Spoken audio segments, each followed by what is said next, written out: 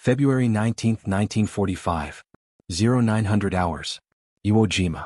The volcanic sand is black and soft beneath their boots. Swallows every step.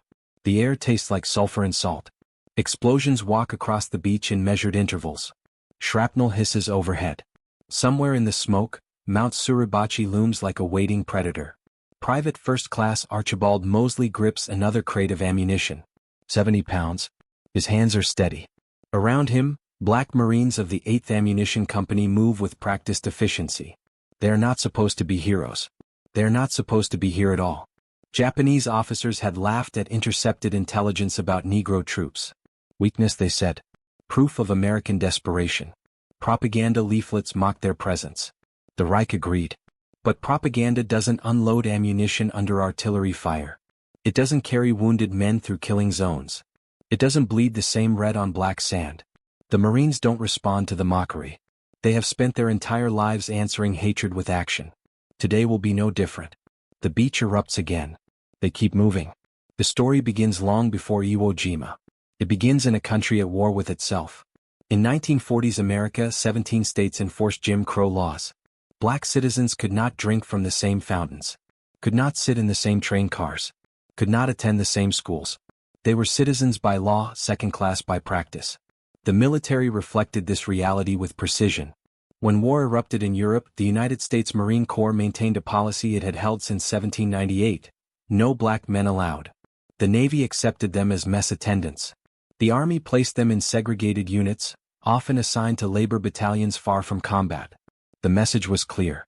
Black Americans could serve their country, but only in positions that reinforced their supposed inferiority. Then came Pearl Harbor. December 7, 1941. Suddenly, America needed every able body. The demand for troops became impossible to ignore. On June 25, 1942, President Franklin D. Roosevelt signed Executive Order 8802, pressured by civil rights leaders and wartime necessity. The Marine Corps would finally accept black recruits. But acceptance came with conditions. The first black Marine recruits arrived at a hastily constructed training facility in North Carolina, Montford Point.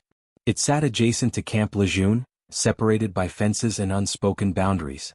White Marines trained at Lejeune. Black Marines trained at Montford Point. Same uniforms. Same flag. Different worlds. The instructors were white. Many arrived with Southern prejudices intact. The training was deliberately brutal. Some officers believed black men lacked the discipline for military service. They designed the program to prove it. Instead, they created something else entirely. The Montford Point Marines endured longer marches, harsher punishments, and constant psychological pressure. They were told they were inferior. They were told they would fail. They were told the Marine Corps did not want them. They graduated anyway.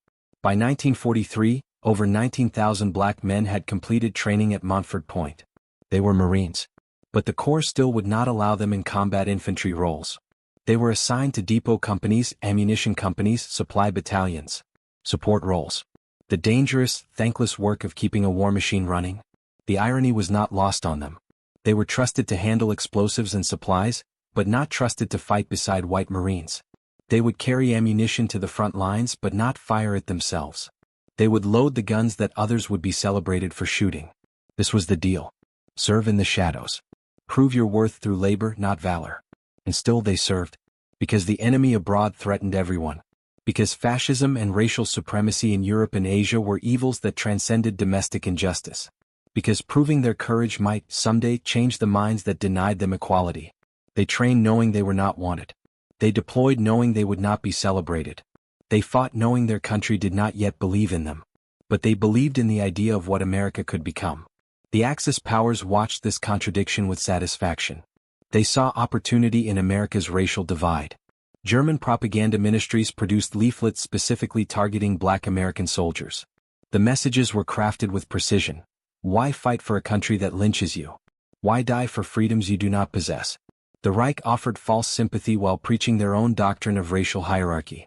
To the Nazis, black soldiers were proof of American degeneracy and desperation. The Japanese military took a different approach, but arrived at the same conclusion. Their propaganda portrayed black troops as inferior warriors, cannon fodder sent by white commanders who valued their lives as expendable. Japanese officers were taught that racial purity determined martial capability. The samurai spirit, they believed, could not exist in those they deemed racially inferior. This was not merely propaganda. It shaped tactical assumptions. Enemy commanders underestimated units with black soldiers. They assumed these units would break under pressure, would lack discipline, would retreat when tested. They were catastrophically wrong. By 1944, black soldiers had already proven themselves across multiple theaters. The 92nd Infantry Division fought through Italy's mountains. The 761st Tank Battalion smashed through German lines in France, earning a commendation from General Patton himself. The Tuskegee Airmen dominated European skies, never losing a bomber they escorted. The 320th Barrage Balloon Battalion landed at Normandy on D-Day, the only black combat unit on those beaches. In the Pacific, black port companies and construction battalions built the infrastructure that enabled island-hopping campaigns. They worked under Japanese air raids and artillery bombardment. They unloaded ships, built airfields, and supplied forward positions while under fire. Their casualty rates told a story the official records tried to minimize. Recognition came slowly, grudgingly, in scattered moments. White officers who fought beside them wrote reports praising their courage. Enlisted men shared foxholes and found common ground in survival. But institutional racism remained intact. Then came Iwo Jima. The island was strategically critical. Located 760 miles south of Tokyo, it sat directly along the B-29 bombing route to the Japanese mainland. American bombers flying from the Mariana Islands needed emergency landing strips. Fighters needed a forward base to escort them. Iwo Jima provided both. But taking it would cost everything. The Japanese had transformed the 8-square-mile island into a fortress. General Tadamaki Kuribayashi commanded 21,000 troops dug into 11 miles of tunnel, caves, and reinforced bunkers. He had studied American tactics. He knew Marines would hit the beaches in overwhelming numbers. So he prepared a strategy of attrition. Let them land. Then bleed them in yards.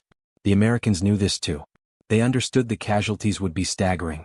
Every Marine would be needed. Every role would matter, including the roles assigned to black Marines. The 8th Ammunition Company, 36th Depot Company, and 38th Depot Company received their orders in January 1945. They would hit the beaches early. They would supply the invasion force with everything needed to sustain combat: ammunition, water, rations, medical supplies, fuel. They would work on the beaches under direct fire, moving supplies from ships to fighting positions. It was a support role. It was also a death sentence. The Marines did not protest. They loaded their ships and prepared for deployment. They knew what awaited them. They knew how they would be perceived. They knew the enemy considered them weak. They would answer that assumption the way they had answered everything else. On the beaches. Under fire.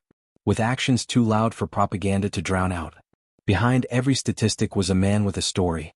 Private James Davis from Mississippi had watched his father denied the right to vote. Corporal Robert Greene from Georgia had attended a segregated school with outdated textbooks and no heating. Sergeant Timerlate Curvin from South Carolina had seen crosses burned in his neighborhood. They enlisted anyway. Their motivations were complex. Some believed military service would earn respect for their communities. Others sought escape from lives with limited options. Many understood that fascism abroad represented the same hatred they faced at home, magnified and militarized. If Hitler won, Jim Crow would look like mercy. At Montford Point, they formed bonds forged through shared exclusion. They became brothers not just in arms but in purpose. When white Marines at Camp Lejeune refused to acknowledge them, they found strength in each other. When instructors designed impossible training standards, they met them together. When they were assigned to support roles instead of combat, they accepted it with quiet dignity. They did not need the Marine Corps to believe in them. They believed in each other. Ammunition companies were the arteries of any amphibious assault. Without them, riflemen became useless. Without them, artillery fell silent. Without them, the entire invasion collapsed.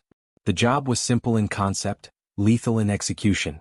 Ships anchored offshore carried tons of supplies: mortar rounds, rifle ammunition, grenades, flamethrower fuel, medical kits, rations, water. This had to reach the fighting positions inland. Between the ships and the fighting positions lay killing zones. Exposed beaches, open terrain, Japanese observers with perfect sight lines. Ammunition companies worked in this void. They transferred supplies from ship to shore using landing craft. They unloaded under fire. They organized supply dumps while artillery bracketed their positions. They drove trucks through contested areas. They carried crates on their backs when vehicles couldn't move through volcanic sand.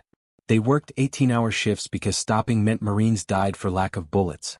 The casualty rate for these companies often exceeded infantry units in the opening days of an assault. They were easier targets. They moved predictably. They worked in concentration, not dispersion. A single shell into a supply dump could kill 20 men and destroy vital material. The Marines knew this. They did it anyway. Japanese intelligence officers had monitored American racial dynamics for years. They understood the segregation, the discrimination, the violent suppression of black communities. They believed this created a fundamental weakness. Orders to Japanese troops included assessments of enemy units by racial composition. White American Marines were considered dangerous but predictable. Black American troops were assessed as poorly trained, poorly motivated, likely to retreat under pressure. This assumption shaped defensive planning. If black units could be identified and targeted, Japanese commanders believed entire sectors might collapse. Psychological warfare efforts specifically targeted them with broadcasts and leaflets emphasizing their mistreatment in America. General Kuribayashi was more cautious. He had studied in America, understood its industrial capacity and will. But even he accepted the premise that segregated units represented a vulnerability to exploit. The tunnels of Iwo Jima were prepared with this confidence. The artillery pieces were sighted with this assumption. The soldiers waited with this expectation. None of them understood what was coming. Iwo Jima's black volcanic sand was unlike anything the Marines had encountered. It wasn't sand at all but volcanic ash. Fine as powder, deep as quicksand. Vehicles sank to their axles. Men sank to their knees. Every step required double the effort. Every load felt twice its weight. The beaches offered no cover. They sloped gently, providing Japanese gunners on Mount Suribachi and the northern highlands with unobstructed fields of fire. Every square meter was pre-sighted by artillery. Mortar teams had calculated precise coordinates for every potential supply dump location. Landing craft couldn't beach properly. The ash created false bottoms. Boats would ground 50 yards offshore, forcing Marines to wade through surf while carrying 70-pound loads. Some drowned under the weight. Others were cut down in the water. Once ashore, the supplies had to be organized under fire. Ammunition sorted by caliber. Medical supplies separated from rations. Water containers stacked and distributed. All while shells landed in random patterns designed to maximize casualties and chaos. There were no safe zones. No rear areas. Japanese artillery could reach every inch of the island. Snipers worked in caves, emerging to fire and disappearing before return fire arrived. The Black Marines worked through it. They developed systems. Hand signals when radio communications failed. Human chains when vehicles couldn't move. Improvised shelters using supply crates. They adapted because stopping meant dying, and dying meant their brothers went without ammunition. The black NCOs leading these companies carried double burdens. They commanded men in combat while knowing their leadership would be questioned simply because of their skin color. Staff Sergeant Timerlate Kervin of the 8th Ammunition Company understood this. So did Platoon Sergeant James Whitlock. So did every black sergeant and corporal who gave orders on those beaches. They led without the authority structure that supported white officers. They could not rely on institutional respect. They earned obedience through competence, earned trust through shared risk, earned loyalty through never asking their men to do what they wouldn't do first. When supply dumps were hit, sergeants were first to organize fire suppression. When landing craft arrived under fire, they were first off the ramp. When wounded men needed evacuation, they carried stretchers themselves. This leadership style was born from necessity but proved devastatingly effective. Their men followed because they witnessed courage, not because regulations demanded it. In the chaos of Iwo Jima, where command structures fractured and communications failed, this personal leadership held units together. White officers who witnessed it wrote reports. Some with surprise. Some with respect. All with recognition that what they were seeing contradicted everything they had been taught about race and command capability. Every black Marine on Iwo Jima carried this contradiction. They were fighting for a country that did not yet fight for them. They wore the uniform of a nation that denied them basic dignity. They risked their lives for freedoms they could not access. When they returned home, if they returned, they would still face segregated buses, denied housing, restricted voting. The GI Bill would theoretically cover them, but banks would deny loans, universities would reject applications, communities would enforce color lines. They knew this. They deployed anyway. Some found purpose in proving their worth. Others believed their sacrifice might change hearts. Many simply understood that the alternative, Axis victory, would be worse.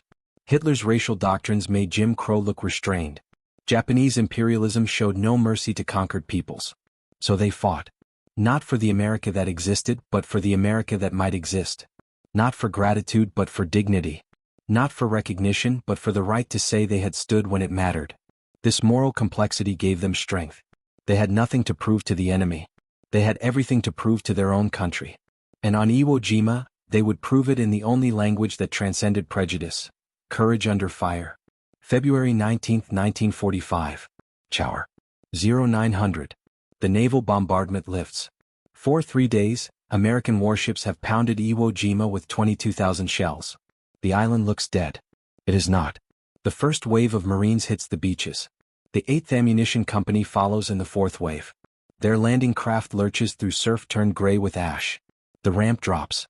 Private First Class Archibald Mosley steps into chaos.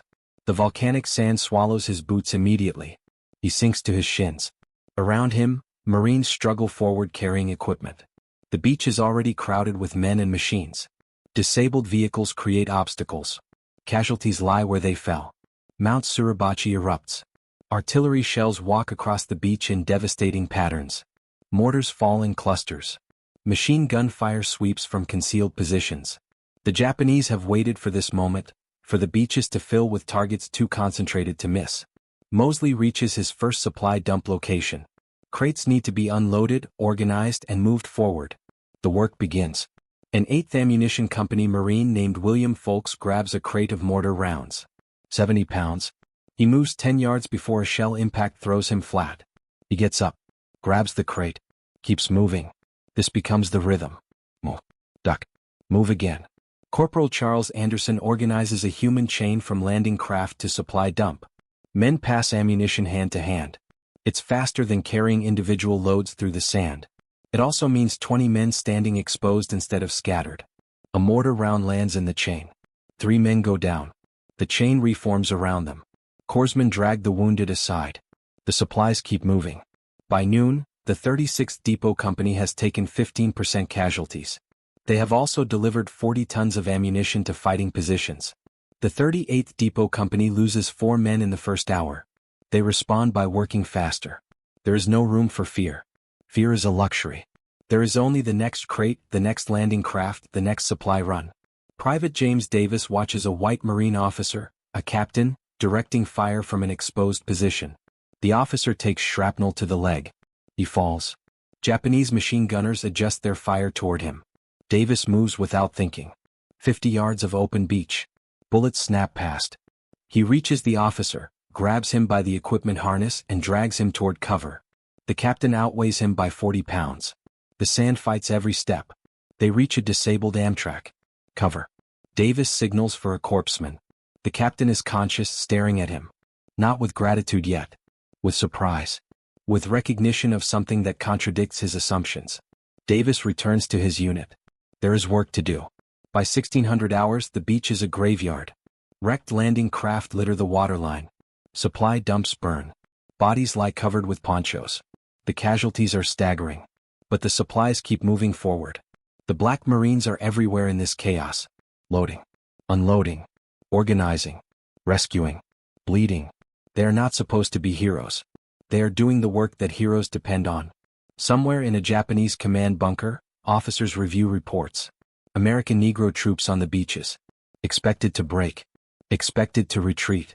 The reports say they are working faster than white units did at Tarawa. The reports say they work through casualties that would panic support troops. The reports say something is wrong with the intelligence assessment. The laughter is dying. February 21, 1945. Day 3. Mount Suribachi still dominates the southern beaches. Every Marine working below is exposed to observation and fire from its slopes. The 8th Ammunition Company establishes a forward supply dump directly in its shadow.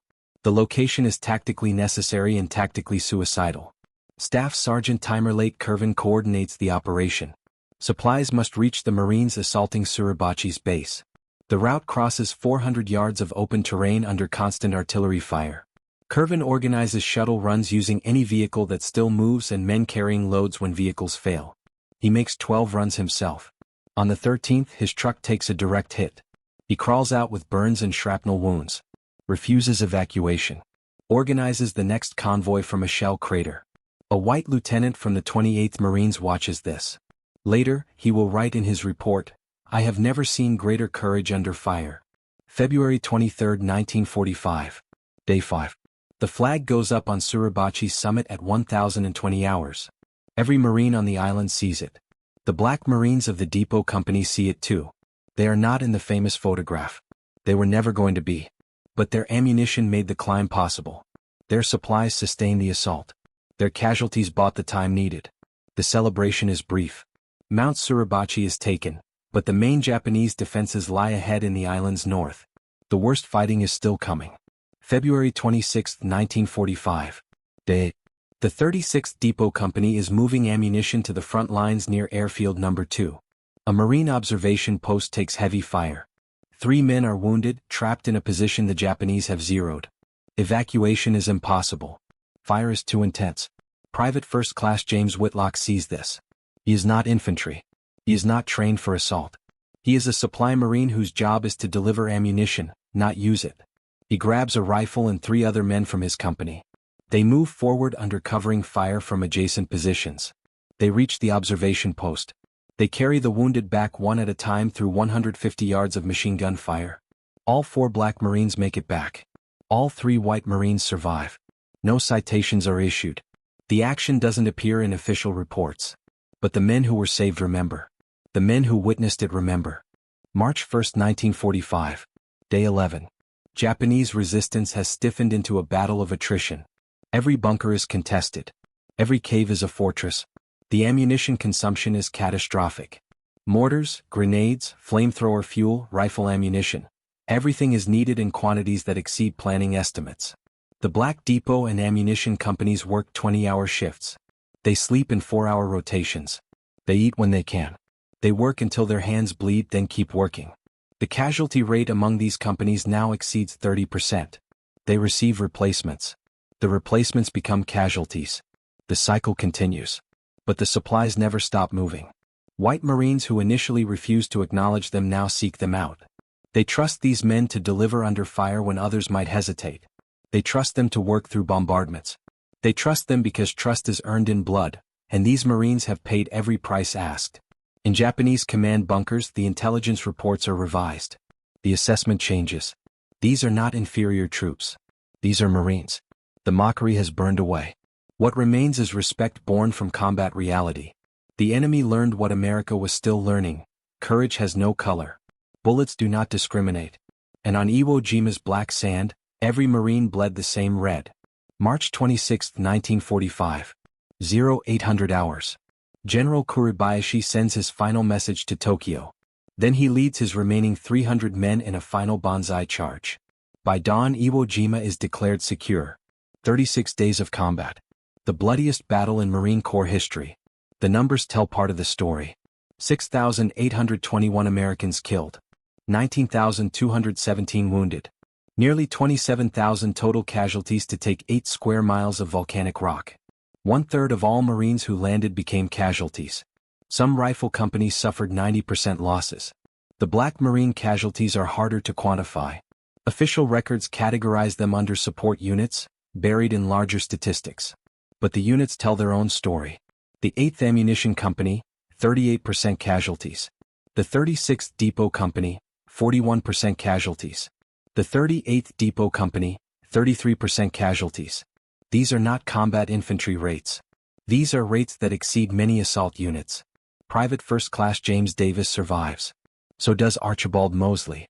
Staff Sergeant Timer Lake Curvin is evacuated on day 22 with severe wounds. He will recover. Corporal Charles Anderson does not. He is killed on March 3 by artillery fire while organizing a supply convoy. He is 23 years old. The commendations begin quietly. White officers who fought beside Black Marines write reports that contradict decades of institutional prejudice. A lieutenant colonel from the 5th Marine Division files a detailed account of the 8th Ammunition Company's performance. He uses words like exemplary, courageous, and essential. He recommends unit citations. A captain from the 28th Marines writes about Private Davis's rescue of wounded officers under fire. He requests a Bronze Star. The request moves through channels that are unaccustomed to processing such requests for Black Marines. Letters arrive from white enlisted men. A corporal from Indiana writes to his family, "I saw Negro Marines work through hell itself. I saw them save lives. I was wrong about them. I was wrong about everything." A sergeant from Georgia writes something similar, then tears up the letter. Some changes happen in private first. Not all recognition is official.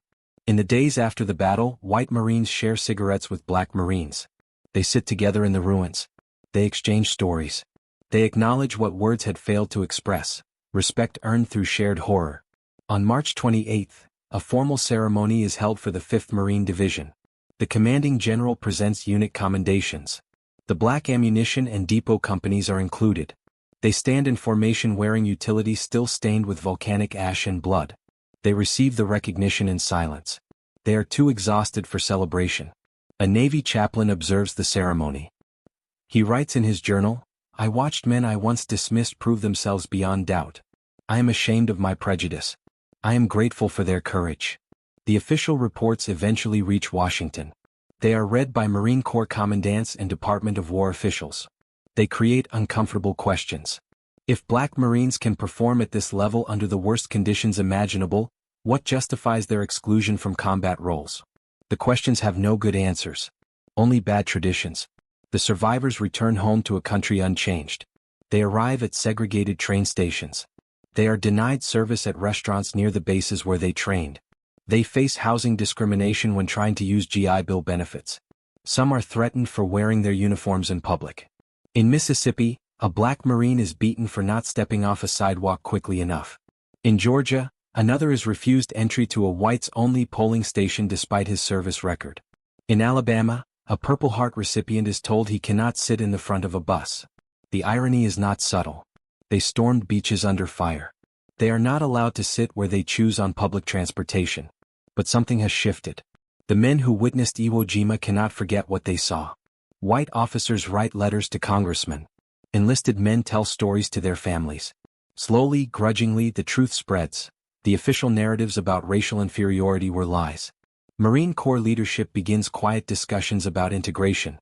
Not from moral conviction, not yet, but from tactical necessity. If black Marines can perform at Iwo Jima's standard, segregation is a waste of capability. The process is glacial. Traditions die slowly, especially traditions built on prejudice. Other branches move faster. The Army begins limited integration experiments in 1945. The Navy expands black sailors beyond mess attendant roles. The pressure builds from multiple directions.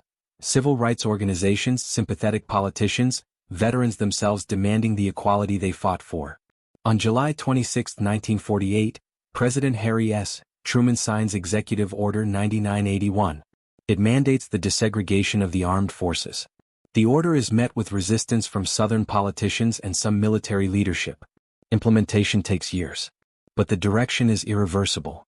The Montford Point Marines are vindicated, but the vindication comes late and incomplete.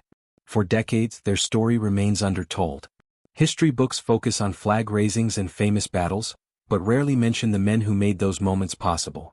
The photographs of Iwo Jima show white Marines. The monuments honor white Marines. The recognition follows familiar patterns. The Montford Point Marines grow older.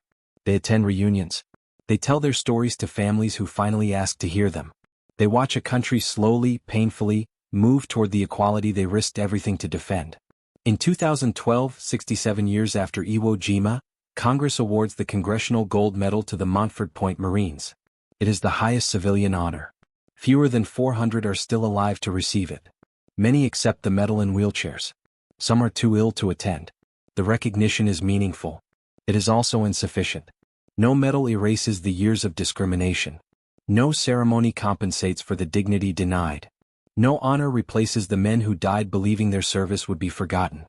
But it acknowledges a truth that took too long to speak. They were Marines in every sense. They served with honor in a system designed to deny them honor. They fought for a nation that did not yet deserve their sacrifice. And at Iwo Jima, when the enemy laughed at their presence, they answered with courage that made mockery impossible. Their legacy is not just what they did. It is what they endured to do it. Iwo Jima proved something the textbooks had always denied. Courage cannot be measured by the color of skin. It exists independent of prejudice, indifferent to propaganda, immune to hatred. The black Marines who fought there understood this instinctively. They did not need validation from a system that excluded them. They did not require permission to be brave. They simply acted when action was required, bled when bleeding was inevitable, and stood when standing was impossible. History remembers Iwo Jima for many reasons. The iconic flag raising, the casualties, the strategic importance. But the deeper story is about men who fought for an ideal their country had not yet achieved. They wore the uniform of a nation that denied them dignity. They defended freedoms they could not access. They proved their worth to a society determined not to see it. The Japanese officers who mocked them learned the truth too late. The German propagandists who declared them inferior were answered not with words, but with actions no propaganda could diminish. The American institutions that doubted them were forced to confront evidence that contradicted comfortable lies. The Montford Point Marines did not fight for gratitude. They fought because fascism was worse than Jim Crow. They fought because the alternative, a world where Hitler and Tojo's racial doctrines prevailed, was unthinkable. They fought for the possibility that their sacrifice might open doors for those who came after. And it did. Slowly. Painfully. Incompletely. But it did. Their story is not a feel-good narrative of progress. It is a testament to the cost of dignity. It reveals the moral complexity of serving a nation that does not yet serve you. It demonstrates that patriotism can exist alongside protest, that love of country can coexist with recognition of its failures. On the black sand beaches of Iwo Jima, under volcanic ash and enemy fire, these Marines wrote a chapter that took decades to read. They proved that valor requires no permission. That courage needs no justification. That honor is not granted by institutions but earned through action. The enemy laughed. The laughter died. What remained was respect forged in fire and written in sacrifice. That respect was always deserved. It simply took the rest of America 36 days and 27,000 casualties to see what should have been obvious from the beginning. They were Marines. They were men. They were enough.